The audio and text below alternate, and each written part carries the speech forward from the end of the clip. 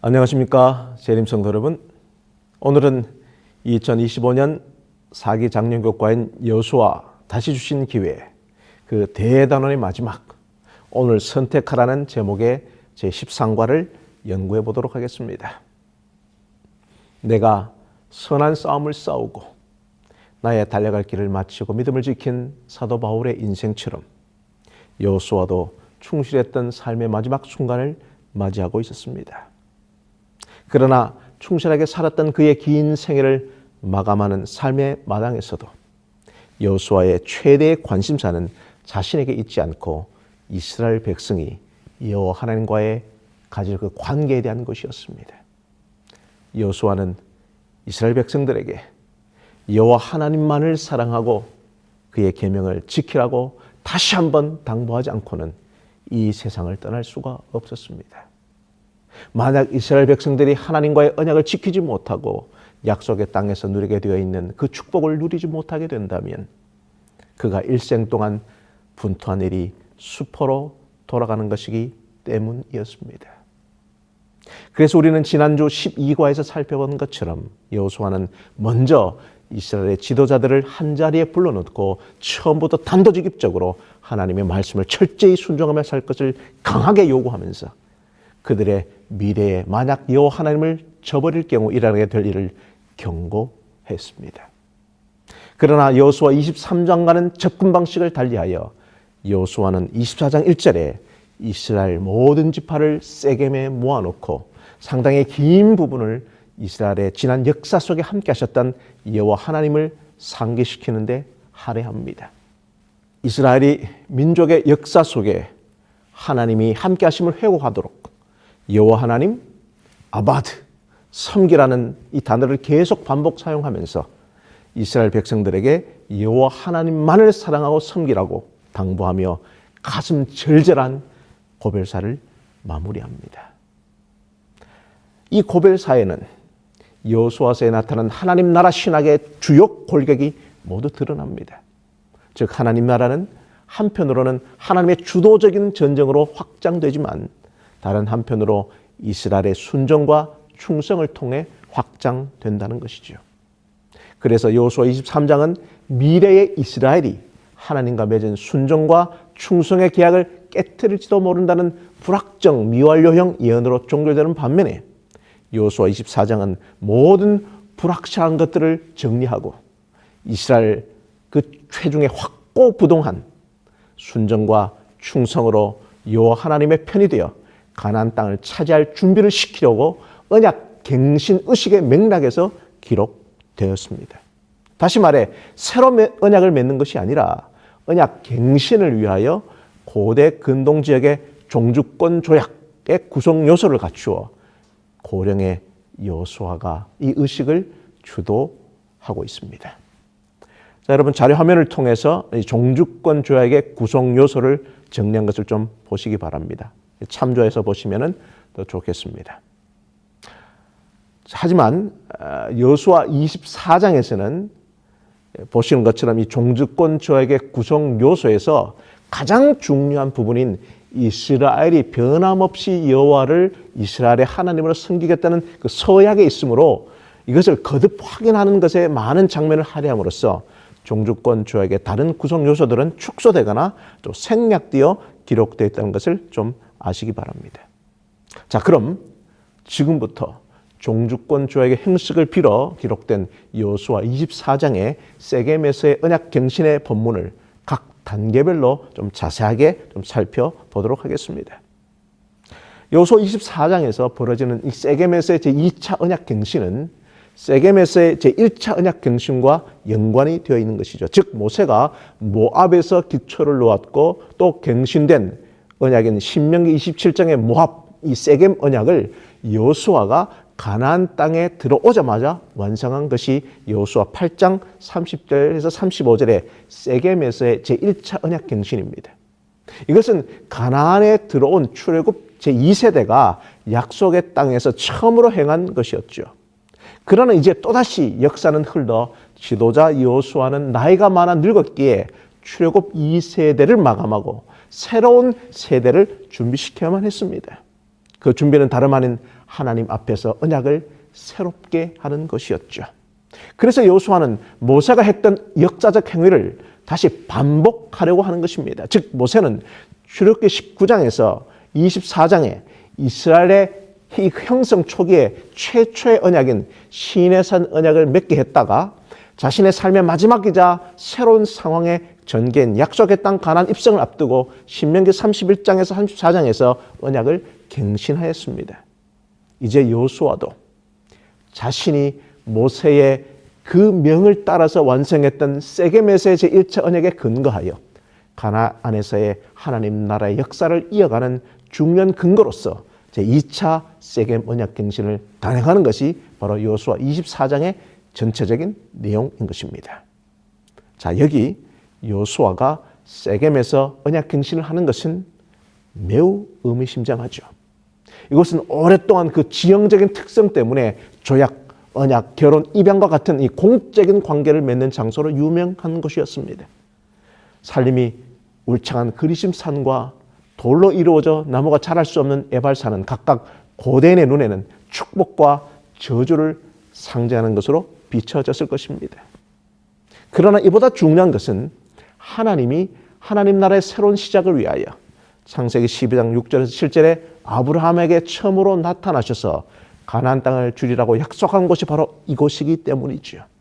또한 야곱은 그의 가족에게 모든 이방 신상들을 버리고 그것들을 세겜 근처 상수리 나무 아래에 묻으라고 명령했으며 이방 신상들과 풍습과의 그 단호한 결별 의식이 있었던 것도 바로 이곳이었습니다.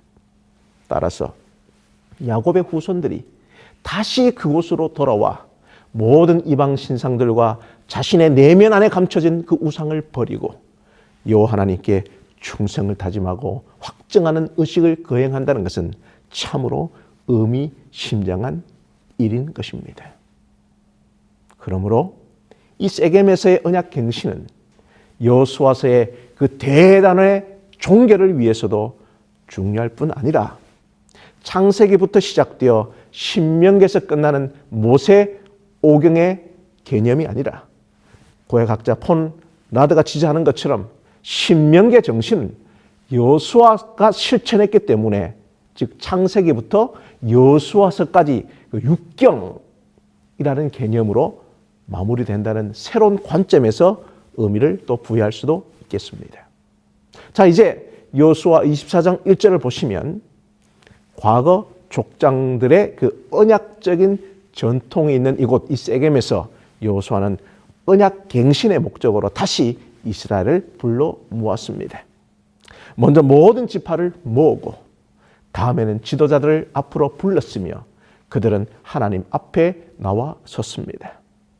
성도 여러분, 여기에 하나님 앞에 서 있다라는 이 히브리어 표현은 의식을 거행하기 위해 도열하는 모습을 묘사할 때 혹은 자신을 여호와의 종으로 드려 여호와의 뜻을 받들 자세를 묘사할 때 사용하는 이 히브리 관용적 표현이죠.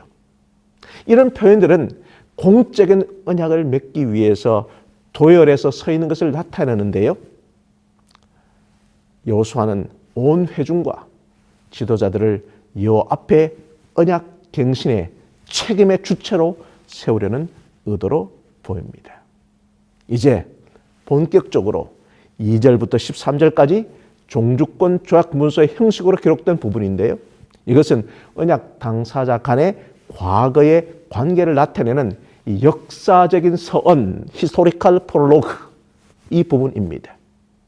여호수아가 하나님의 말씀을 대독한 이 부분은 여호수아 24장의 총 28절 중에서 12구절이나 할애함으로써 바로 역사적인 서언을 이 중에서 매우 강조하고 있다고 볼 수 있습니다. 다시 말하면 여호수아 23장에서는 여호수아 자신의 유언이 소개되지만 24장의 역사적 서언은 하나님이 하신 말씀을 여호수아가 인용 그리고 대독하는 형식을 취함으로 그 내용과 권위에 있어서 근본적으로 다르다는 것이죠. 그러므로 이 역사적 이 서언의 기록의 무게는 이후 기록될 14절과 28절의 계약적 서약과 그 충성심을 강하게 요구하려는 이 논리적인 기초로 쌓고 있는 것입니다. 자, 여기 역사적 서언의 부분은 보통 종주권 조약에서 강대국이 약소국에게 어떤 은혜를 베풀었는가를 강조하는 내용과 동일합니다. 즉 아브라함의 이야기, 또 이삭의 이야기, 야곱의 이야기, 모세와 출애굽 이야기, 광야의 방황과 여호와 하나님의 그 인도하심, 요단강 동쪽 바산과 길랏 정복의 이야기, 발락 및 발람의 저주와 위협 그 돌파의 이야기, 그리고 가나안 본토의 원주민 가나안 그 7 부족 정복의 이야기, 이 이야기를 순차적으로 회고하면서 여호와 하나님께서 이스라엘을 위하여 얼마나 많은 은혜를 베풀었는가를 나타내 보여주고 있는 것이죠. 자, 그런데 여기서 흥미로운 부분은 2절의 말씀을 보시면 이스라엘은 그 근원인 족장부터 탁월한 존재가 아니라 강 저편에서 다른 신기들을 섬기던 자였다고 회고합니다. 이것은 이스라엘 조상이 근본적으로 연약하고 부족한 존재라고 자극적으로 언급하여 지금까지의 혁혁한 승리를 거둔 이스라엘 백성들의 그 자존심을 뿌리째 흔들어 버리죠. 더 나아가 이스라엘이 하나님과의 언약을 지키는 자로 살기에 참으로 부족한 존재라는 사실을 강조해 주고 있습니다. 또한 3절부터 13절까지 기록된 구속사에 이스라엘이 한 일은 거의 없고 대부분 하나님이 이스라엘을 위해서 이룬 내용들로 가득 채워져 있죠. 내가 이끌어내어, 내가 주었으며, 내가 보내었고, 내가 장을 열었나니, 내가 행하였고, 내가 인도하여 내었으며, 내가 너희를 구원하였다는 이 모든 기록은 이스라엘이 구속사의 주인공이 아니라 하나님의 행동의 대상인 것을 말해주고 있는 것입니다. 즉 이 역사적 선의 모든 행동의 중심 주체는 여호와 하나님이시라는 사실이죠. 이스라엘을 존재케 하신 분은 하나님이시며 만약 하나님께서 그 족장 아브라함의 삶에 개입하지 않으셨다면 이스라엘 백성들도 그들의 조상과 같은 우상을 섬기고 있었을 것이며 이스라엘이 한 민족으로 존재하는 것은 조상들 덕분이 아니라 오직 하나님의 은혜 때문이라는 것입니다.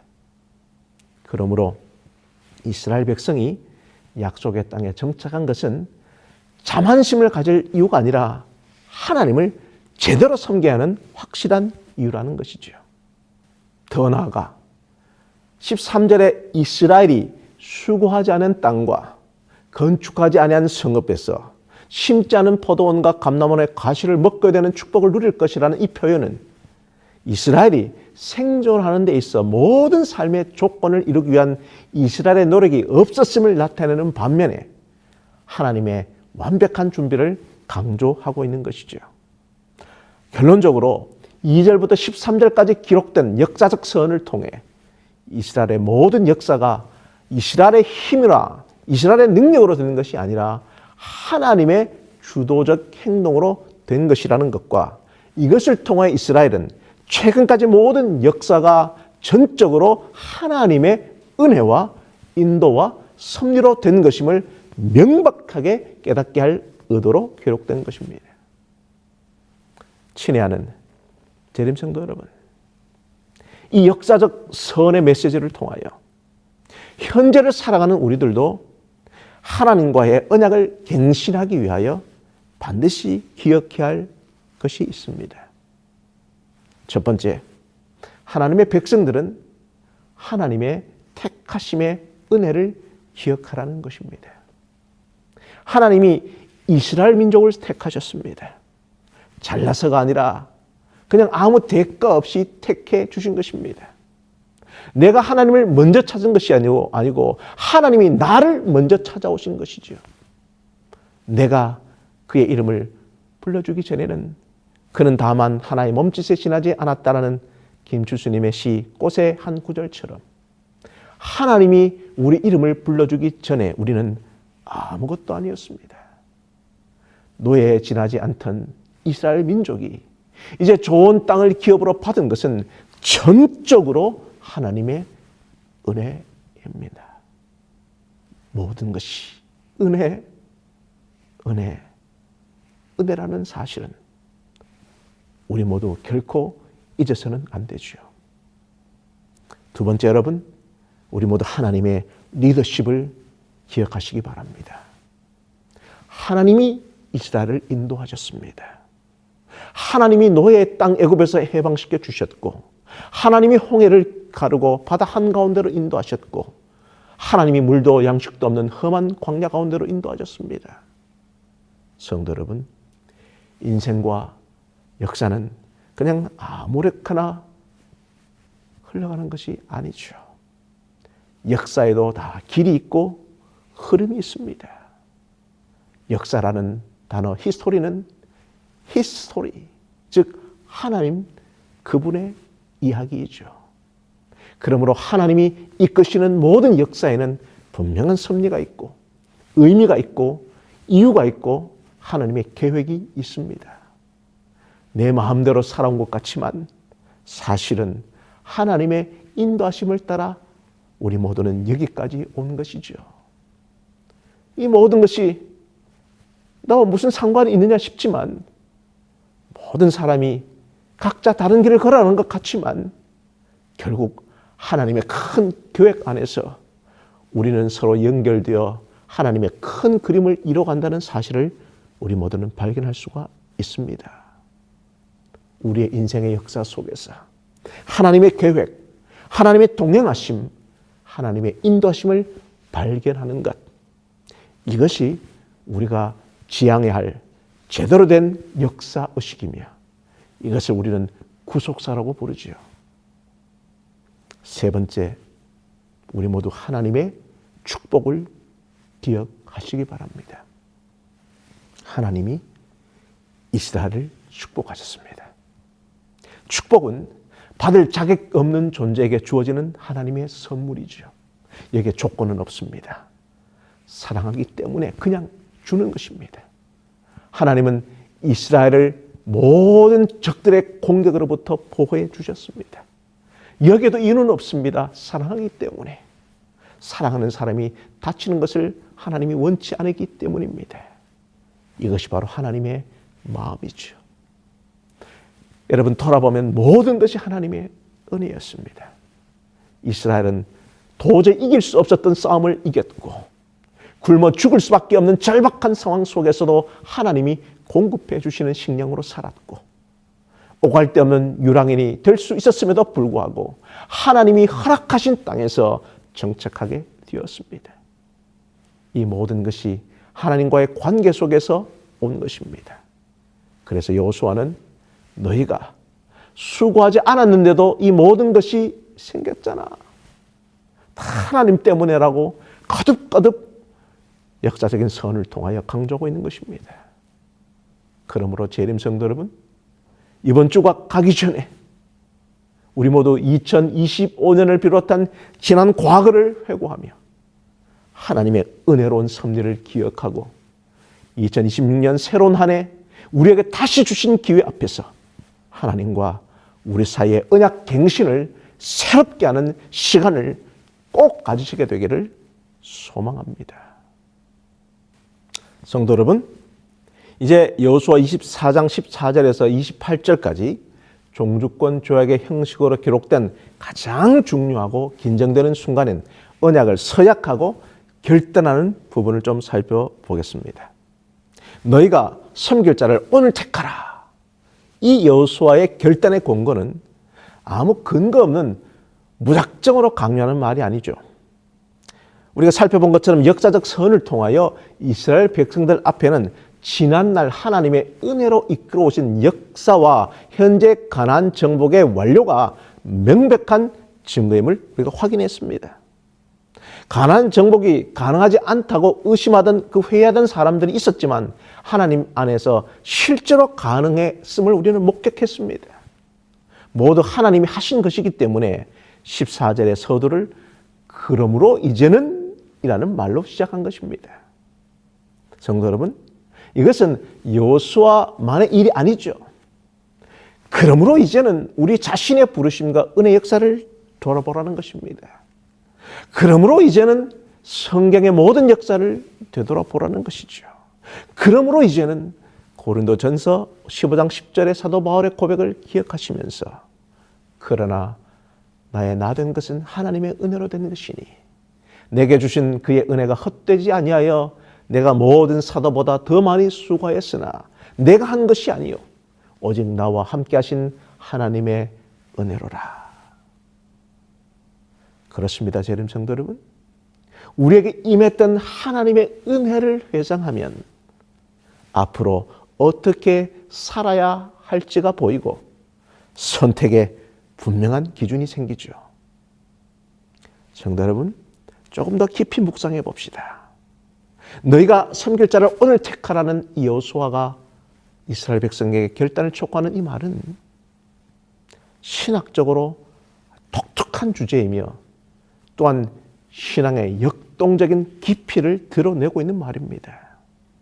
왜냐하면 하나님은 선택의 대상이 아니라 선택의 주체이시기 때문입니다. 하나님이 먼저 보잘것없는 나를 선택하신 것이죠. 이런 점에서 너희가 섬길 자를 오늘 택하라. 너희가 선택하라. 라는 이 히브리어 동사는 여호수아의 이 강력한 이 공고는 하나님의 은혜에 무책임하게 전가하는 우리의 값싼 은혜 절대주의 신앙의 한계를 일깨워 주는 말인 것입니다. 왜냐하면 올바른 신앙은 하나님의 은혜에 대한 나 자신의 자유로운 선택의 산물이기 때문입니다. 우리 하나님은 우리의 자유의지를 존중하시며 우리가 선택의 주체가 되어 하나님을 섬기기를 원하시기 때문입니다. 부조와 선지자 523페이지의 말씀입니다. 우상 숭배가 아직도 어느 정도 비밀리에 행하여지고 있었으므로 여호수아는 이제 이스라엘에게서 이 죄를 멸절시키도록 그들을 결심시키고자 노력하였다. 여호수아는 강제로가 아니요 자원하여 하나님을 섬기도록 그들을 인도하고자 하였다. 하나님께 대한 사랑이 참 종교의 기초이다. 오로지 보상에 대한 희망에서나 형벌에 대한 공포심에 의하여 하나님을 섬기는 것은 아무 소용이 없을 것이다. 그래서 여호수아는 여호수아 24장에서 여호와라는 하나님의 이름이 16번 또한 다양한 형태의 엘로힘, 아바드, 섬기다 같은 이 중심 단어들과 구절들을 반복적인 수사 구조를 사용하여 점층적으로 이스라엘의 그 자유로운 선택과 결단을 고조시켜주고 있는 것이죠. 그 선택과 결단의 궁극적인 목적은 우리 모두가 아바드, 이 섬기다에서 파생한 에베드, 종, 즉 여호와의 종이 되려는 마음으로 자신을 하나님께 드리기 위함인 것입니다. 이 정신이 진정한 예배의 본질이며 온전함과 진실함을 통하여 여호와 하나님을 섬기는 것이 완성되는 것입니다. 자, 여기서 온전함, 이 탐임은요, 희생제물로 사용될 동물의 완전함을 가리키는 말로 성경에서 아주 자주 사용됩니다. 또한 이 탐임이 가장 빈번하고 진작에 사용된 용례는 제2문서인데요. 거기서 하나님의 백성들을 향한 하나님의 구원 행동을 묘사할 때 사용되고 있습니다. 신명기 32장 4절이나 사무엘하 22장 31절에. 즉 하나님은 나눠지지 않는 마음, 즉 진심으로 전심으로 이스라엘을 사랑하시고 구원하시기 때문에 이스라엘도 나눠지지 않는 온전한 마음으로 하나님을 예배해야 한다는 것이죠. 따라서 이 탐임, 이 온전함은 하나님을 예배하고자 하는 사람들에게 요구되는 마음의 태도인 것입니다. 대표적으로 시편 15편 2절에 여호와여 주의 장막에 유할 자 누구오며 주의 성산에 거할 자 누구오니까 정직하게, 여기서 정직이라는 단어가 탐임이에요. 정직하게 행하며. 또한 예배자가 토로하는 그 순전한 고백의 태도를 의미하는 것입니다. 사무엘하 22장 24절에 내가 또 그의 앞에서 완전하여 스스로 죄악을 피하였나니. 또한 이 하나님을 섬기는 행위를 또 묘사함에 있어서 이 탐임과 짝을 이루는 이 다른 단어가 바로 진실함이에요. 에메트인데요. 이것은 하나님과 사람의 관계에서 말과 행동 모두에 걸쳐서 드러나는 그 진실성과 신실함을 가리키며 불변성과 확고함을 가리키는 단어인 것입니다. 즉 하나님께서 원하시는 섬김과 예배는 전적인 투신과 헌신을 요구한다는 거예요. 그래서 시편 15편 2절에 그의 마음에 진실을 말하며 바로 에메트라고 표현하고 있는 것입니다. 그러므로 여호수아는 너희가 섬길 자를 오늘 택하라고 이스라엘의 결단과 그 선택을 종용한 이후에 바로 이어서 오직 나와 내 집은 여호와를 섬기겠노라고 배수진까지 칩니다. 그 의도는 여호수아의 자신의 결단은 개인적인 관점이 아니라 너희 이스라엘이 여호와를 언약의 하나님으로 택하지 않을 경우 나 자신과 자신의 집을 통해서라도 하나님의 이 공적인 언약의 역사가 이어져 갈 것이라고 강력하게 이스라엘의 결단을 촉구하고 압박하는 것이죠. 이것은 과거에 이스라엘이 범죄했을 때 그들을 진멸하고 너를 큰 나라가 되게 하리라고 출애굽기 32장 10절에 하나님이 모세를 통하여 언약 백성들을 이어갈 것을 제의한 것과 일맥상통한 방식인 것입니다. 이제 여호수아의 1차 제의, 바로 14절 15절에 너희가 섬길 자를 오늘 택하라에 대하여 16절에서 18절까지 이스라엘 백성들은 여호수아 24장 2절에서 3절의 역사적인 이 선의 내용을 회고하며 긍정적으로 화답하고 있어요. 즉 이스라엘 백성들도 출애굽, 광야 시절 가나안 정복의 역사를 여호와 하나님께서 주도적으로 수용하셨던 것으로 인정하면서 여호와를 언약의 하나님으로 섬길 것을 결의하였고 여호수아 22장의 요단 동쪽에 정착한 지파들의 그 항성 맹세문처럼 이스라엘 백성들도 부정 맹세문으로 서약합니다. 16절에 우리가 여호와를 버리고 다른 신들을 섬기는 일은 결코 일어나지 않으리이다. 그리고 요단 동편에 정착한 지파들과 마찬가지로 그들은 확고부동한 충성의 고백으로 충성 사역을 종결짓습니다. 바로 18절 우리는 진실로 여호와를 섬길 것입니다. 왜냐하면 그는 우리의 하나님이시기 때문입니다. 자, 그런데요. 19절 20절에 이 대답을 들은 여호수아는 자극적인 반박으로 이스라엘의 자존심을 다시 한번 완전하게 꺾어버리며 2차 제의를 합니다. 여호수아 24장 19절 20절에 여호수아가 백성에게 이르되 너희가 여호와를 능히 섬기지 못할 것은 그는 거룩하신 하나님이시요 질투하시는 하나님이시니 너희의 잘못과 죄들을 사하지 아니할 것임이라. 만일 너희가 여호와를 버리고 이방 신들을 섬기면 너희에게 복을 내리신 후에라도 돌이켜 너희에게 재앙을 내리시고 너희를 멸하시리라 하니. 즉 이스라엘이 여호와 하나님의 언약적 상대가 되기는 너무 부족하다는 것을 강조하면서 동시에 이스라엘이 언약을 깨는 행동을 할 경우에 받을 언약적 저주까지 표현한 것입니다. 자, 여기 여호수아의 2차 선택 제의에서 가장 인상적인 부분은 하나님의 거룩하심과 질투에 관한 언급이에요. 이 거룩의 1차적 의미는 이스라엘의 하나님 여호와를 다른 모든 신들과 다른 모든 사물들과 구별시키는 차원, 즉 하나님의 유비 불가능성과 그 분리성을 가리키죠. 즉 여호와 하나님은 이스라엘 주변의 열방들의 다른 모든 신들과 구별되며 하나님의 백성들은 그들의 거룩한 삶을 통하여 여호와 하나님이 다른 신들과 전적으로 구별됨을 반영해야 한다는 것을 의미하는 것입니다. 또한 질투하시는 하나님이라는 이 언급은 백성들의 충성심을 빼앗아가는 어떤 이 경쟁적인 다른 신들을 용납하지 않을 뿐 아니라 나눠지고 파편화된 마음으로 드리는 예배도 하나님은 용납하지 않으신다는 것을 의미하는 것입니다. 성도 여러분, 우리들이 이 세상에도 마음 주고 하나님에게도 마음을 주는 이 양다리 신앙이 바로 문제라는 것이죠. 그래서 이스라엘 백성들이 하나님을 섬기려면 그들은 하나님에게만 결속돼 있어야 하며 나눠지지 않는 마음으로 하나님을 섬겨야 하는 것입니다.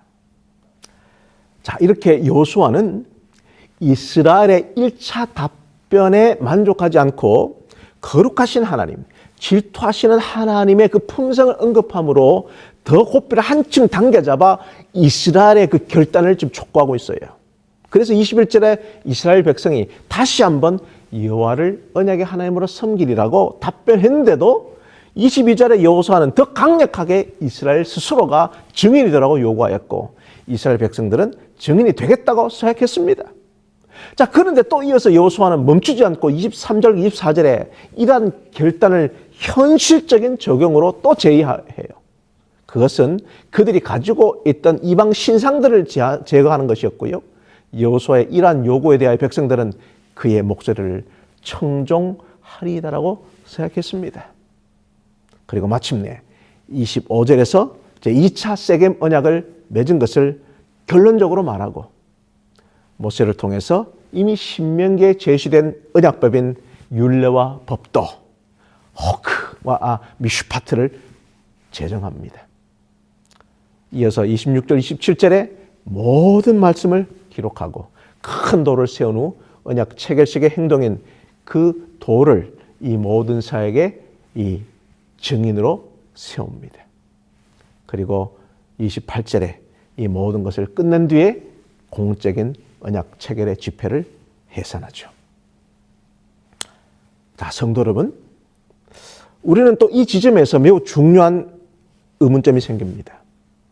여호수아는 왜 이스라엘 백성들이 긍정적인 답변과 서약을 했는데도 여호와 하나님을 계속 섬기기로 선택할 것인가를 반복해서 제의했을까요? 여호수아는 왜 이렇게 반복해서 이스라엘의 선택을 압박하고 종용했을까요?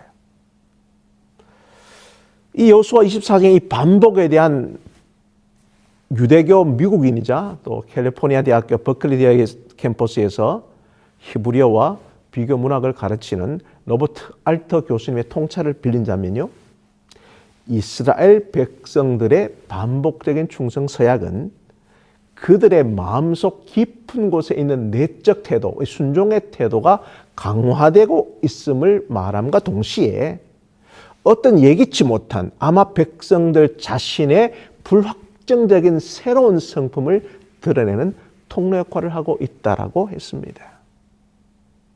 즉 여호수아서의 이 마지막 장면에서 반복을 통하여 보여주는 이 메시지는 하나님의 백성들이 한 분 참되신 하나님을 섬기려는 의지와 동시에 섬길 능력을 구비하는 것이 실제로 얼마나 어려웠는가를 알려준다는 것이죠. 그래서 이스라엘이 여호와 하나님을 전심으로 따르고 복종하는 의지로 가득 차서 지금 대답은 하고 있지만 실제로 여호와 하나님을 전심으로 따르지 못하는 이후의 역사, 1차적으로는 사사시대의 이스라엘의 그 신앙적, 영적 경향을 경고하는 것이며 더 나아가 이 기별을 접하는 미래의 각 세대의 하나님의 백성들을 위한 것이라는 점이죠.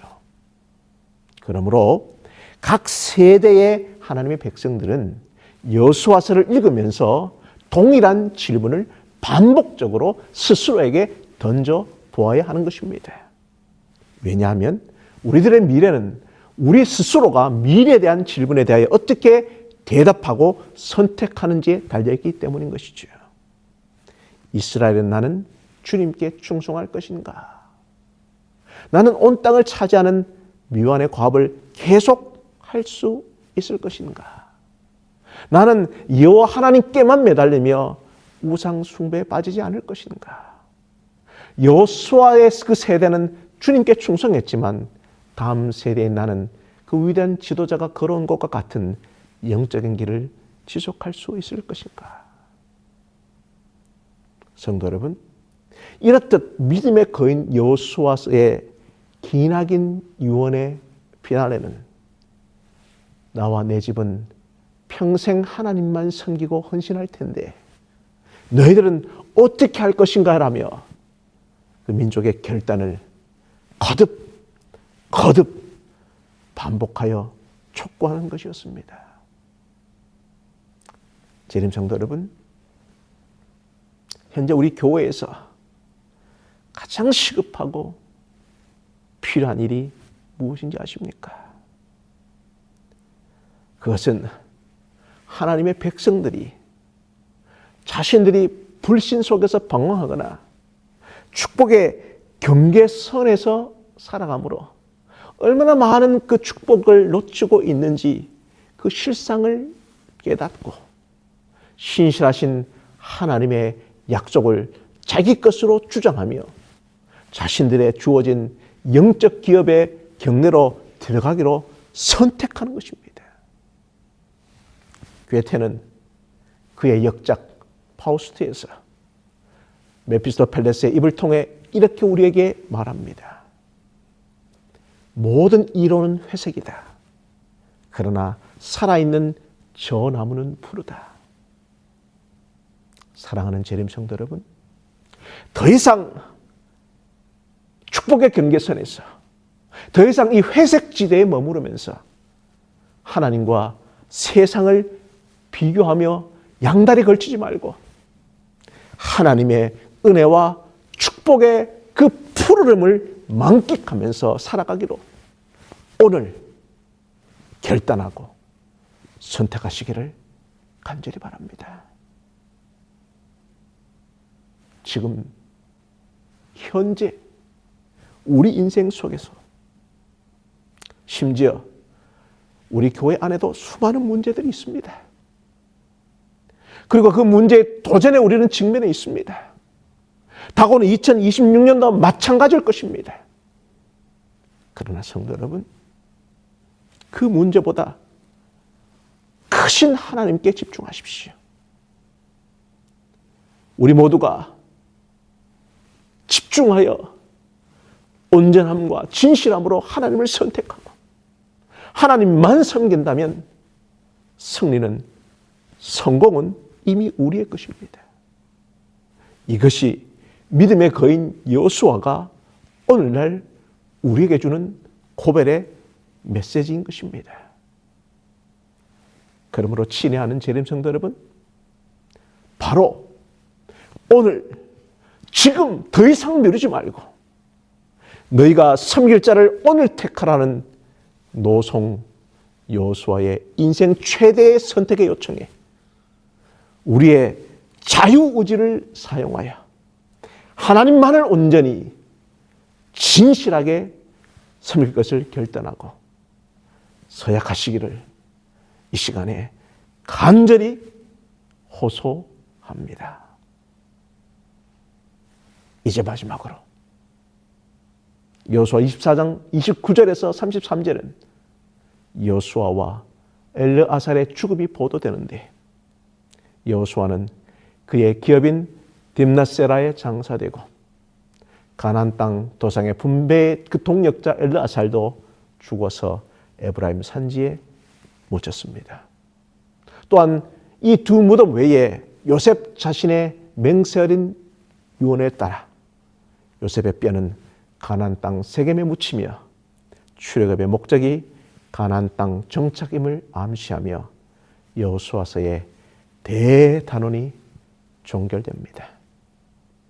하지만 이 마지막 장면에서 우리가 눈여겨볼 부분은 여호수아는 여호수아서의 첫머리인 1장 1절에 모세의 시종으로 소개되지만 이 책의 마지막 24장 29절에는 여호와의 종으로 결론이 났다는 것이죠. 이 칭호는 모세에게 전용되었던 용어인데 이제 여호수아에게 주어진 것입니다. 여호와의 종을 섬기던 사원이었던 여호수아 자신에게 이제 여호와의 종이라는 영광스러운 칭호가 주어진 것입니다.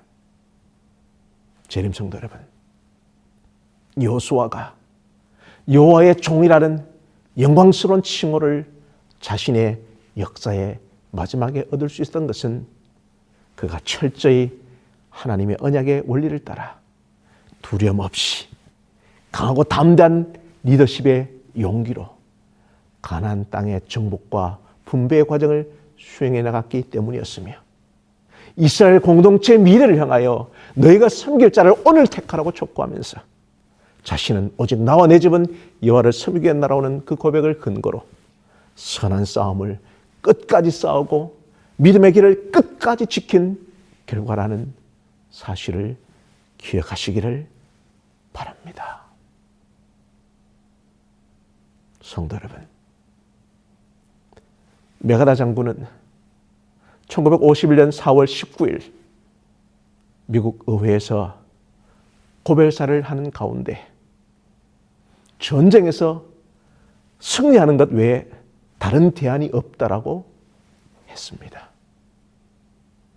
존경하는 재림 성도 여러분, 저는 이제 부족함 투성이었던 2025년 사기 안교국과 해설의 마무리를 여호수아 장군과 메가다 장군이 동일하게 목표했던 것처럼 모든 성도님들의 2020년의 모든 영적 분투의 승리를 응원하기 위해 결핵으로 사망하기 직전 1847년에 완성하고 자신의 장례식에서 처음 연주했던 해리 프랜시스 나이트 목사님의 찬송시인 찬미가 101장에 수록된 해 넘어가고 이 찬양을 선물로 드리며 이 모든 영구의 매듭을 지을까 합니다.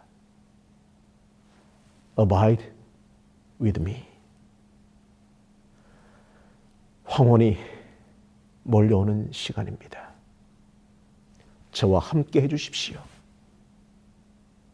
어둠이 깊어집니다. 주님, 저와 함께 해주십시오.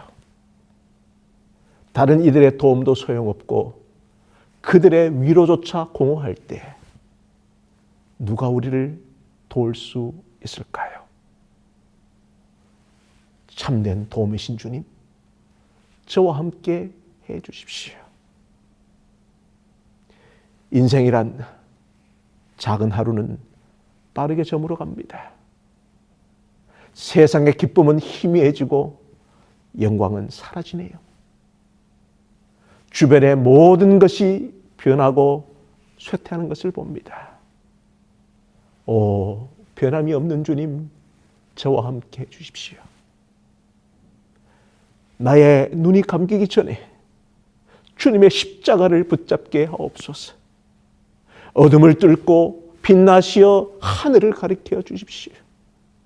하늘의 아침이 밝아오고 땅의 헛된 그림자가 사라지나니 오 주님, 살아있을 때나 죽을 때나 저와 함께 해 주십시오. 주님이 손을 잡고 계시니 저는 원수의 세력을 두려워하지 않습니다. 고통은 무게가 없고 눈물은 쓰리지 않습니다. 사망의 솜이 어디 있느냐? 무덤이여 너의 승리는 어디 있느냐? 주님이 저와 함께 하신다면 저는 여전히 승리합니다.